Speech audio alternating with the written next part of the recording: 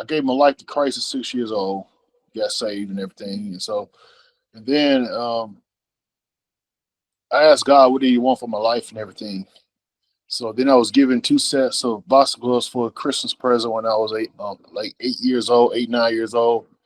And then, so I used to just box out there with my friends and stuff. And one day when I was done boxing, I was in the front yard of my parents' home. That's when God laid it in my heart. Like, this is what I want for you. That's what I want to do. Is I want you to box, and I'm gonna bless you with everything that you need to make it far, so that the world gonna know, and you can always tell this story. How this got added to you at the first coming to me, and it's a story that you're always gonna tell that's gonna inspire a lot of people.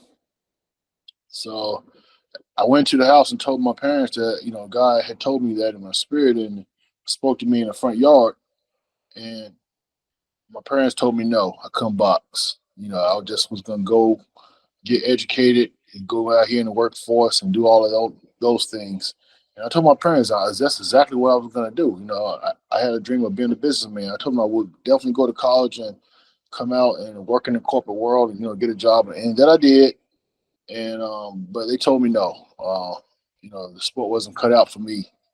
I didn't need the sport, and so I kept begging them. And then after a couple of years of begging, they decided at 10 years old to let me go to the gym and box. And they thought that I would start something. It would be just a phase of my life, and it would phase out. And I went to the gym, and then the trainer told me that he didn't train anybody under 12 years old. Just come back in 2 years, because every kid that come into the gym wastes his time. He was an old man. He was like 70 years old at the time. And so I went back to playing team sports for the next couple of years. And then, after I was done, turned 12, and finished up the sixth grade. And I went and asked my dad to take me to the gym. So he took me back, and I walked in there, and I said, this is it. This is what I want to do. And I got started.